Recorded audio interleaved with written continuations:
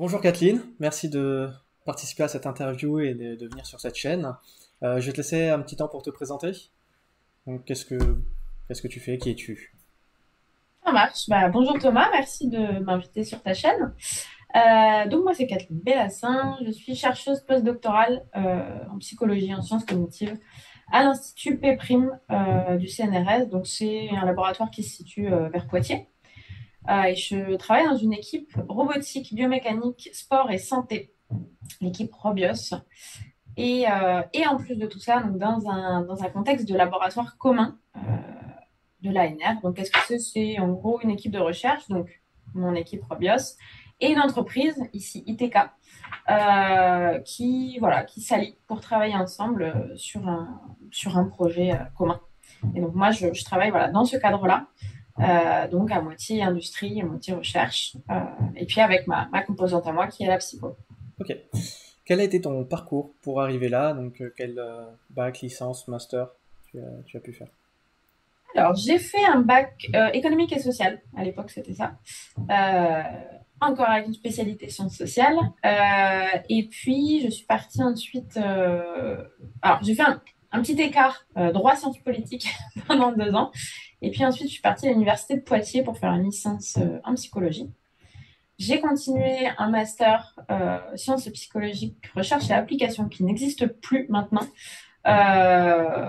qui était un master indifférencié, mais que voilà, moi j'avais un petit peu orienté plus recherche de par mes stages, mes activités. Et ensuite, j'ai fait une thèse de doctorat à Toulouse au sein du LAS-CNRS et du laboratoire Clé. Une thèse toujours en psychologie et cette fois-ci donc vraiment dans l'interaction humain-robot. Ok. Donc, tout ça, ça a été principalement à Poitiers, en tout cas, licence master. Euh, Ça, ouais. Et après, donc, ta thèse, t'es parti à Toulouse. je suis partie à Toulouse, c'est ça. Sur quoi portait ta thèse? Alors ma thèse elle portait de base donc sur l'action jointe dans l'interaction humain-robot, s'inspirer en fait des mécanismes de coopération chez l'humain pour améliorer cette même coopération entre humain et robot. Et moi, plus particulièrement, ce qui m'intéressait, c'était tout ce qu'on mettait en œuvre comme mécanisme de communication quand on coopérait avec un agent robotique et comment, du coup, on pouvait améliorer ces mécanismes, utiliser d'autres manières de communiquer avec le robot pour améliorer toujours nos situations de coopération. Et je n'ai pas précisé, mais ça avec des robots sociaux. Euh, donc, ce que j'entends par robot social, c'est les robots qu'on va trouver, par exemple, en centre commercial ou en aéroport dans certains pays. Donc, vraiment des robots qui sont là, soit à des fins de divertissement, soit à des fins de service.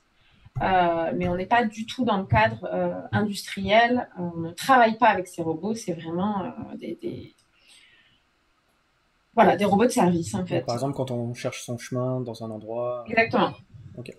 Avec qui était ta thèse, qui étaient tes superviseurs et tes collaborateurs si tu en as eu? Alors, mes deux directeurs, donc, il y avait le docteur Rachid Alami au LACNRS, donc là, côté robotique, et la professeure Michel Guidetti, donc côté psychologie au laboratoire clé. Et j'avais pas mal de collaborateurs là, en plus, puisque j'avais, alors on va dire, deux autres personnes qui supervisaient, encadraient, voilà, je sais pas trop comment le définir, cette thèse. Pareil, d'un point de vue robotique, donc Aurélie Claudic, qui est ingénieure de recherche au CNRS, et Hélène Cochet, qui est maîtresse de conférence à l'Université de Poitiers en psychologie. Et en plus de tout ça, donc on avait pas mal de collaborateurs, puisqu'on travaillait en fait dans le cadre de deux projets. Un projet européen, Horizon 2020, qui s'appelait Mummer. Donc là, on avait des collaborateurs un petit peu de plusieurs pays, donc Finlande, Écosse, Suisse principalement. Et puis un autre projet, donc cette fois-ci de l'Agence nationale de recherche, avec des philosophes de l'Institut Jean Nicot, principalement. Et puis évidemment les autres membres des projets au sein de mes laboratoires, donc mes collègues doctorants. Ok, super. Quelles ont été, au cours de cette thèse, et avec tous ces collaborateurs, j'imagine qu'il y en a eu plusieurs, mais quelles ont été les théories principales que tu as utilisées euh, dans ta thèse? Alors moi, toute ma thèse se base donc sur la théorie de l'action jointe. Donc l'action jointe, c'est deux individus ou plus qui vont coordonner leurs actions dans le temps et l'espace pour produire quelque chose, en fait, un changement dans l'environnement, dans un but commun. Donc, C'est une théorie qui est... ouais, pardon. là, l'individu, du coup, c'est le robot, le deuxième. Ça va être le robot, mais je l'ai aussi tout simplement étudié donc, entre humains, avec notamment des enfants. Ok, Euh, donc ça peut être voilà, deux individus, ça peut être, on va dire deux agents. Si on met ok, le robot derrière, on va dire deux agents ou plus. Et donc c'est une théorie qui est quand même largement étudiée en psychologie, mais tout le monde, on va dire, n'est pas d'accord sur ce qu'on met derrière ce terme d'action jointe. ok, Pour certains, ça va être de la coopération simple, mais avec voilà, un but vraiment partagé. Donc avec des intentions derrière, j'ai l'intention d'effectuer cette tâche avec toi. mhm, Là, on voit tout de suite que pour faire ça avec un agent robotique, ça devient compliqué, puisque est-ce qu'on peut parler d'intention chez un agent ouais, robotique? Donc d'intention partagée. Voilà. Là, on commence à arriver sur des questions philosophiques un petit peu plus complexes. Mais certains auteurs vont aussi estimer que l'action jointe, ça va être tout simplement, par exemple, deux personnes qui vont marcher côte à côte vers leur lycée.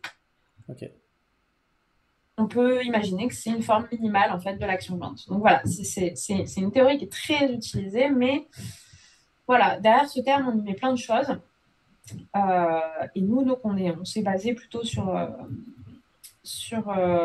une définition de ce terme qui inclut tout de même le but partagé. On estime qu'il y a un but commun à atteindre entre nous et qu'on s'engage en fait à l'effectuer ensemble. Euh, donc, euh, on se base aussi beaucoup sur en fait des travaux de philosophie qui mhm, travaillent beaucoup sur la définition de ces termes justement et qui mettent un petit peu voilà, l'engagement mutuel à aider l'autre par exemple. mhm, Derrière aussi le fait de coopérer avec l'autre, l'engagement à tout simplement effectuer cette action conjointe jusqu'au bout. Voilà, qu'on parvienne au but de notre tâche tous les deux, du début à la fin. ok, Donc c'est principalement voilà, sur ces théories que je me suis basée ok. pour tout ce travail de thèse. Qu'est-ce que tu as, quelles sont les études que tu as pu mener dans ta thèse en utilisant donc cette théorie et quels sont les résultats que tu as obtenus par la suite? Alors, il faut savoir que dans ma thèse, j'ai deux parties. J'ai vraiment une grosse partie théorique, travail justement autour de finalement l'action jointe, la coopération avec un robot, qu'est-ce que c'est, qu'est-ce que ça comporte comme limite, comme défi, puisque, encore une fois, hein, entre humains, il y a plein de choses qui sont très, très simples pour coopérer, on le fait très, très inconsciemment. Si je coopère avec toi, je vais inconsciemment me coordonner aussi avec toi. Je vais un petit peu planifier voilà, la tâche, comment elle va se dérouler. Je vais contrôler si justement toi tu fais bien ta part du boulot. Voilà, je vais prédire ton action parce que tout simplement je la comprends. On imagine bien du coup qu'avec un agent robotique, c'est un petit peu plus compliqué, il y a beaucoup plus de limites et puis de limitations techniques aussi, hein, tout simplement. Ouais, Donc il y avait déjà un gros travail théorique derrière. Et puis donc une partie expérimentale avec, on va dire, deux volets. Le premier volet, c'était donc dans le cadre du projet Mummer. Donc, c'est un robot de service. Ici, donc c'était Pepper, une plateforme de SoftBank Robotics, qui est assez connue, hein. C'est un petit robot. Il doit faire un mètre, peut-être un mètre 20, qui est quelque un peu chose comme ça. humanoïde. Voilà, Ouais, c'est ça. C'est un robot humanoïde qui, donc, voilà, qui est mignon, qui aspire en fait à la sympathie finalement. En tout cas, qui fait pas peur et qui n'est pas très lourd, qui n'est pas dangereux. Donc, on va facilement retrouver dans les endroits publics, en fait, tout simplement. Et puis, qui a la taille d'un enfant, c'est assez simple. Et ce robot de service-là, donc, il avait été forcément programmé pour notre étude et déployé donc, dans un centre commercial en Finlande. Centre commercial donc, tout à fait ouvert au public. Et on y avait mené donc, une étude là-bas. En gros, ce qu'on avait voulu regarder, c'est comparer un petit peu différentes stratégies de communication chez ce robot quand il fallait qu'il décrive une route à des usagers. ok. Donc, on avait voilà, des clients de centre commercial qui venaient demander est-ce que voilà, où est-ce que se trouve tel magasin. Mhm, Et puis, donc, le robot expliquait la route, l'itinéraire à emprunter, et ça, donc, de trois manières différentes. Soit il expliquait simplement verbalement, donc rien d'autre, juste l'explication verbale. Et donc, il y avait dans tous les cas une tablette au torse de Pepper ok. qui retranscrit en fait tout simplement Donc il y avait le le... verbal et l'écrit qui étaient en même temps. Ouais, Ok. toujours. Ça, pour une raison simple, en fait, il y a du bruit dans un centre Ouais. commercial. Donc forcément, voilà, pour être sûr que le client captait en tout cas l'information, voilà, tout est écrit aussi sur la tablette. Une deuxième condition où le robot donc, explique verbalement, mais aussi pointe vers Ok. l'itinéraire à emprunter. Donc, aller par exemple dire le magasin se trouve dans cette direction-là, et pour y aller, tu vas devoir passer par ce couloir et puis tourner à droite. Il y avait les gestes qui accompagnaient le discours. Et puis une troisième condition où, en plus de ces deux notions-là, le robot prenait la perspective de l'usager pour finalement lui pointer le plus efficacement possible l'itinéraire. Donc, par exemple, s'il y avait un panneau qui cachait la vue de l'utilisateur, enfin, du client, euh, là où le robot pointait, eh bien, il allait se déplacer. Il prenait vraiment la perspective du participant et puis, du coup, il se déplaçait. Il invitait le participant à venir avec lui pour lui montrer, voilà, là, si on se décale à côté du panneau, c'est là-bas qu'il faut que tu ailles. Et tout ça, en fait, c'était basé tout simplement sur des études préliminaires qu'on avait effectuées là-bas, en Finlande, avec les guides du centre commercial. Ok. Et voilà, on avait analysé en fait un petit peu comment ils expliquaient les itinéraires à emprunter. On voyait qu'il y avait beaucoup de positions en fait qui étaient prises par les guides et par les clients pour voilà adopter une autre perspective pour bien voir les itinéraires pointés et expliqués. Et donc voilà, on avait ces trois conditions-là, le système complet étant donc celui avec le robot qui prenait la perspective de l'humain. Ok. Et quels sont les résultats que tu Et as obtenus avec tout ça? Et donc, et bien finalement, contre toute attente, ce n'est pas le système complet qui s'est avéré le plus efficace. Au contraire, même. En fait, ce qui a été le plus efficace donc, dans l'itinéraire et dans la compréhension par les clients d'itinéraire, c'était la condition où le robot donc, expliquait verbalement et puis pointait, mais ne prenait pas la perspective donc, Ok. du client. Et pourquoi? Alors, on a émis certaines hypothèses après pour expliquer ces résultats, parce qu'il n'y avait pas seulement d'ailleurs cette question d'efficacité, mais aussi finalement la qualité perçue de l'interaction par les clients. On leur demandait aussi de nous donner un petit peu leurs Mm. impressions. Et donc c'était le cas, voilà, que ce soit pour l'efficacité ou la qualité ressentie, c'était plutôt cette condition donc verbale et pointage qui était préférée et plus efficace. Et pourquoi? Bah, on a émis l'hypothèse en tout cas que ça provoquait beaucoup d'autres défaillances finalement, d'autres limitations techniques quand on demandait à un robot de se mouvoir, tout simplement. Et pour le client, voir un robot qui d'un seul coup bouge, donc, alors il n'a pas de jambes, Pepper, c'est des roues. Ok. D'un seul coup, il roule vers le client ou à côté, mais voilà, c'est finalement pas très compréhensible par le participant. Ouais. Euh, C'était un peu inattendu Même en si fait, ça. c'est ça, c'est un peu Ouais. inattendu, alors même qu'on les a habitués quand même avant, on leur a Mm. montré que le robot pouvait bouger, Ok. parler, mais quand même, ça arrivait un petit peu presque sans prévenir, même si le robot expliquait qu'il allait bouger, il ne comprenait pas où il allait bouger finalement. Mm. Il ne comprenait pas finalement à avoir, voilà, le robot va bouger, mais où est-ce qu'il va aller? Puis qu'est-ce que je fais moi ensuite? Ok. Est-ce que je le suis? Est-ce que je ne le suis pas? Donc voilà, c'était un petit peu, on avait toujours des situations un petit peu particulières à ce moment-là. Et puis, il y avait beaucoup plus de bugs techniques à ce Ah. moment-là aussi. Que, donc le robot déjà doit bouger, donc doit calculer son itinéraire. Déjà, il a un temps, et une durée à ça, une durée de calcul qui coupe aussi un petit peu l'interaction finalement entre humains. C'est C'est moins beaucoup plus fluide, fluide. ouais. Mm. Et là, effectivement, ça ne l'était pas du tout. Et puis, on avait des mouvements en plus, voilà, qui étaient un peu étranges. Le robot qui tournait un petit peu sur lui-même. Voilà. L'humain, finalement, n'arrivait pas, en fait, à prédire la fin du mouvement du robot, Ok. où il allait, Ok. et ce qui allait se passer ensuite, et ce qu'il devait faire. Donc, du coup, finalement, au niveau de la qualité ressentie, c'était pas, Ça faisait pas moins une- naturel peut-être ou quelque chose comme ça. c'est ça, moins naturel, moins fluide, Ouais. alors même que c'était censé être plutôt donc, un comportement adapté de l'humain. Ouais. Finalement, on se rend compte que la stratégie la plus simple, tout en ayant quand même suffisamment d'informations, donc avec le pointage quand même, finalement été meilleur par rapport au système complet voilà, qui a amené finalement plus de limitations que d'avantages. Ok.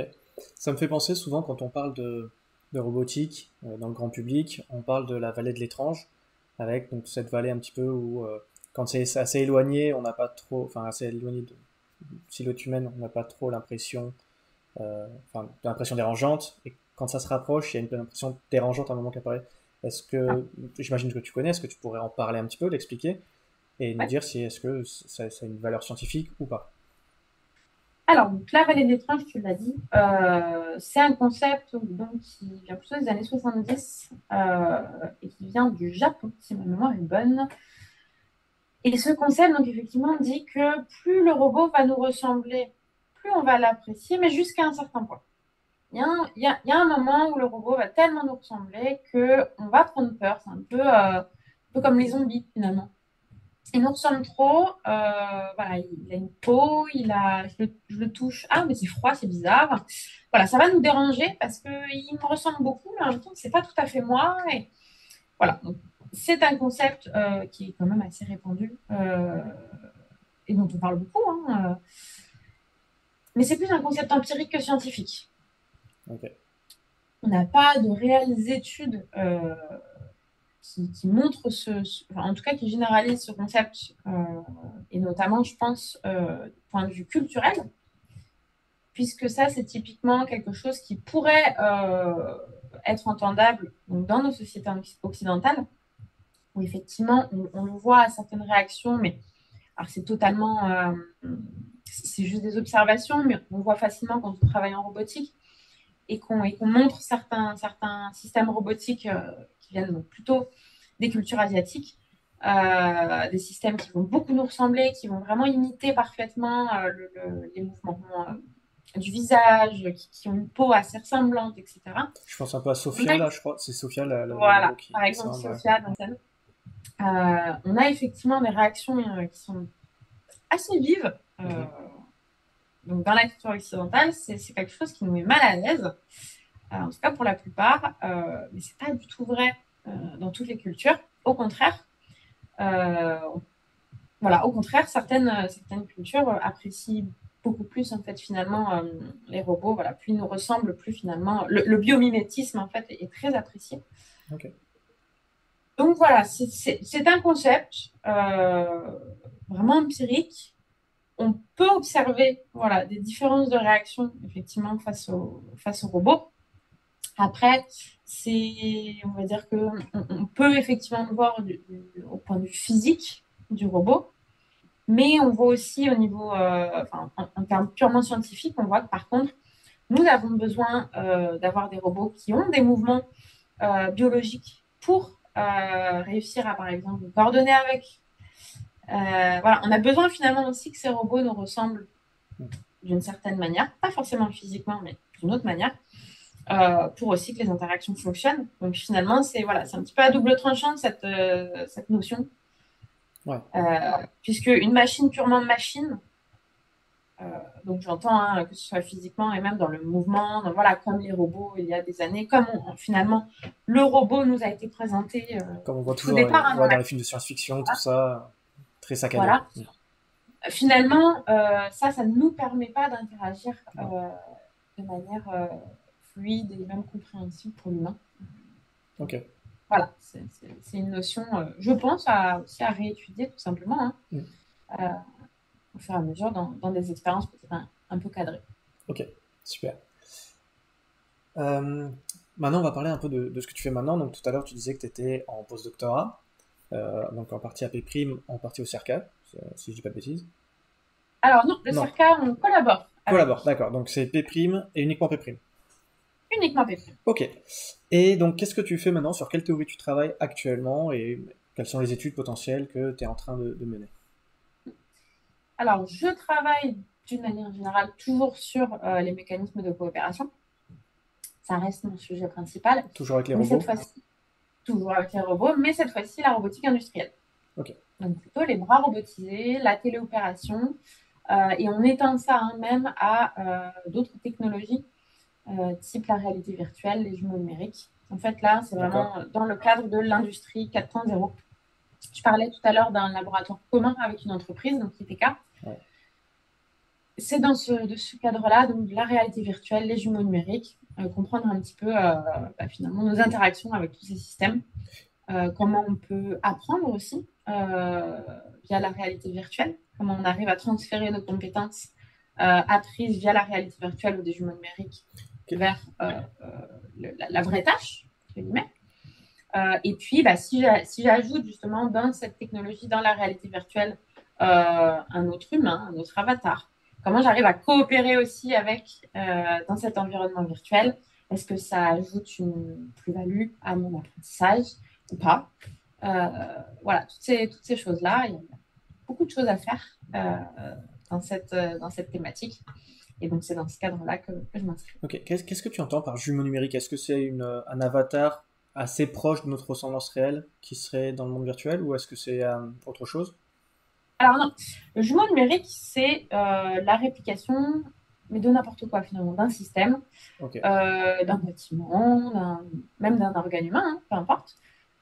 Donc une réplication virtuelle, évidemment, sur ordinateur qu'on va pouvoir visualiser, soit directement sur l'ordi, soit via la réalité virtuelle, justement, via un casque.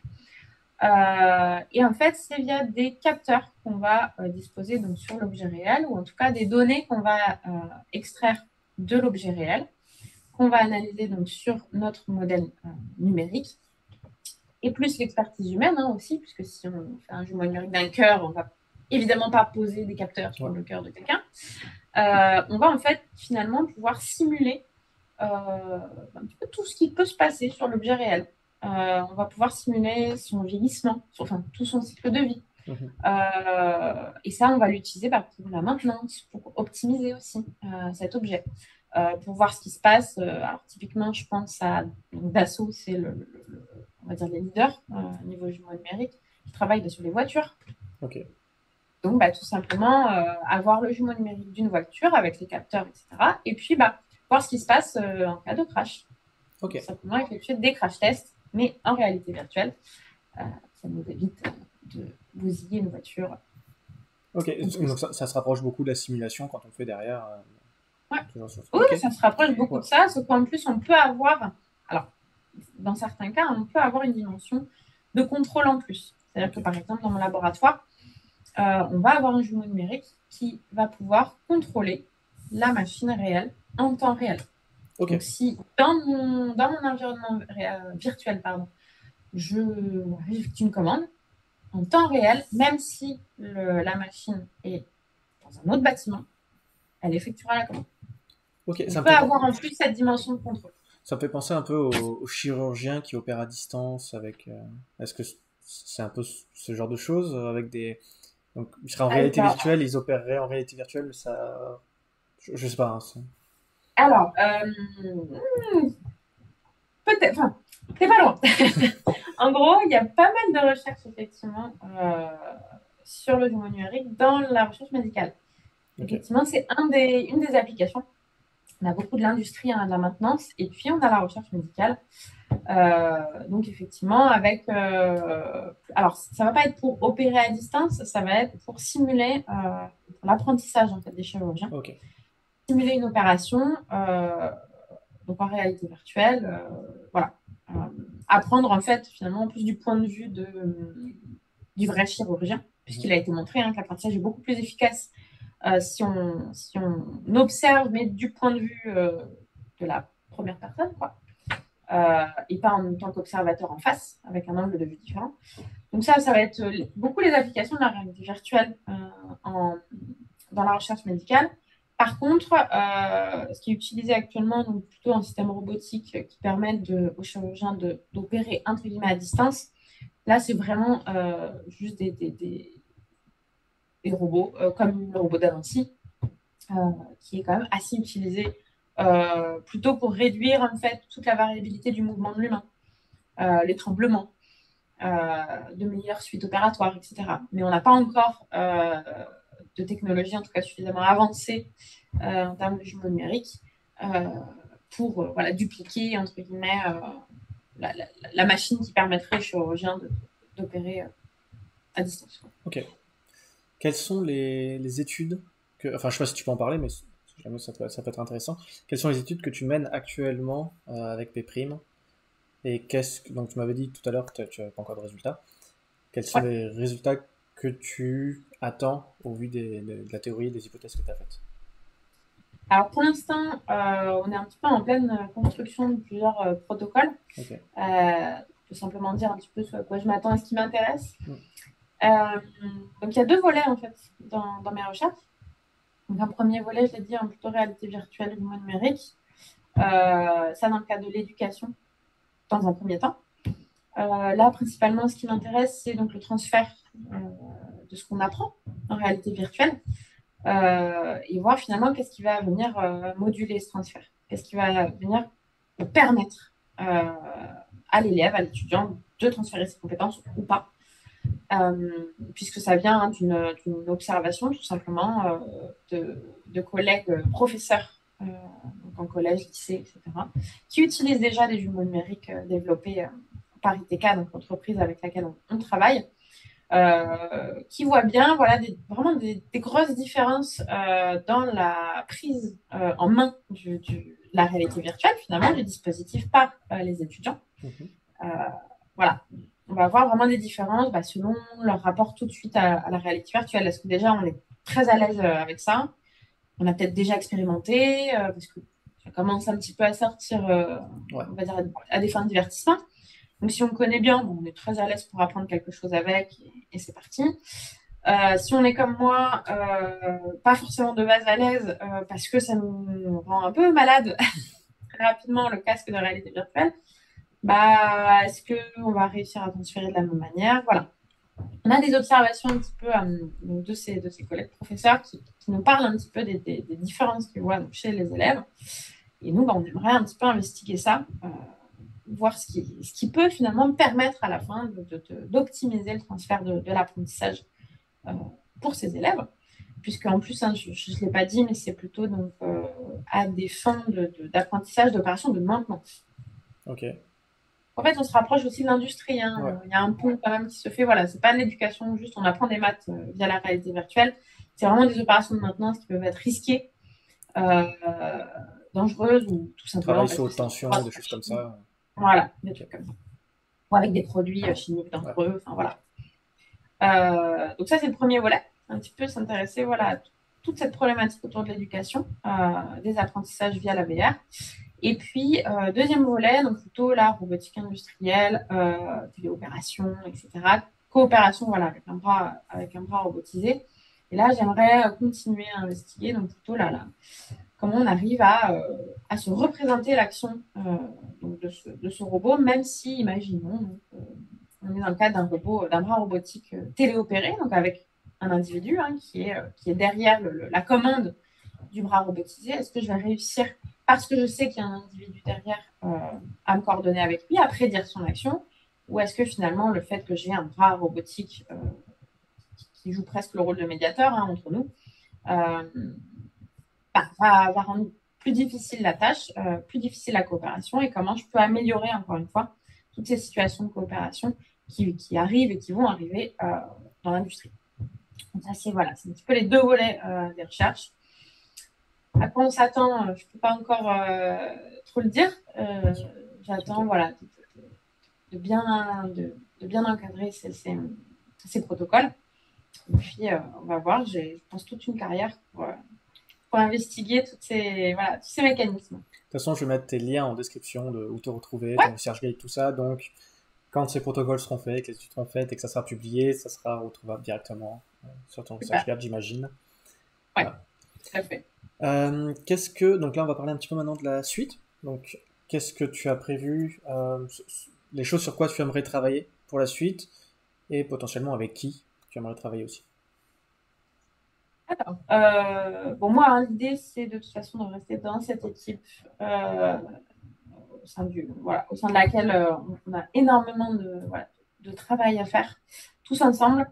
C'est vraiment un sujet vaste, hein, et on voit la place de la psychologie là-dedans, ça démarre tout juste. Mhm. Voilà. Donc j'aimerais vraiment rester, consolider un petit peu ce travail en équipe qu'on est en train de mener. Sur quoi? je reste toujours dans mes premières amours, donc dans l'interaction avec mes robots. Rester dans l'industrie. Ok. Rester dans l'industrie aussi, c'est quelque chose on va dire, qui me motive peut-être un petit peu plus que la recherche, donc, comme j'ai fait donc, pendant ma thèse, plutôt sur les robots de service, etc. Là, il y a un aspect en plus utilité pour la sécurité aussi des opérateurs, voilà, pour leur confort aussi cognitif, voilà, qui donne une autre dimension, je trouve, à mes recherches. Donc, vraiment rester de ce point de vue-là. Avec qui j'aimerais travailler beaucoup de gens, mais je pense que, alors, peut-être toute personne qui travaille un petit peu dans la robotique, j'aimerais un jour utiliser le matériel de Boston Dynamics, forcément, ou travailler avec eux, voilà. Et puis, il y a une sociologue que j'aime beaucoup qui s'appelle Janet Vertesi. J'ai eu l'occasion d'entendre une de ses présentations en Corée du Sud il y a quelques années. Donc, c'est une sociologue qui est assez connue pour avoir travaillé avec la NASA lors de l'exploration de Mars par les rovers. Ok. Et donc, il a pas mal travaillé sur le rapport en fait des équipes avec les rovers. Ok. Euh, et donc, notamment, cette espèce d'embodiment qui se passait. Donc, l'équipier qui prenait vraiment qui se mettait à la place du rover. Et donc, il réfléchissait, voilà, en prenant vraiment son point de vue, donc la même caractéristique physique finalement. Euh, donc, voilà, si le rover avait des bras devant, bah, hop, l'équipier se mettait automatiquement dans la même position pour comprendre son point de vue, comprendre ce qui n'allait pas, comprendre où il allait. Voilà. C'est des recherches que j'ai trouvées évidemment très très intéressantes. Ouais, ça a l'air. J'adorerais travailler avec elle et dans ce contexte en plus de la NASA qui fait en plus, voilà, forcément rêver à toute personne qui en plus s'intéresse un petit peu au robot et en plus à l'espace. Donc, voilà, je pense que ça c'est les rêves, les rêves de recherche, mais sinon, on va vraiment continuer à travailler dans mon équipe sur ces sujets-là. Voilà, là, je démarre en fait parce que je veux continuer pendant quelques années. C'est parfait alors. Merci beaucoup d'avoir participé à cette Merci à interview. toi. Je vais mettre en description où est-ce qu'on peut te retrouver, donc c'est à Twitter, ResearchGate, etc. Ça marche. Et à bientôt. À bientôt, merci.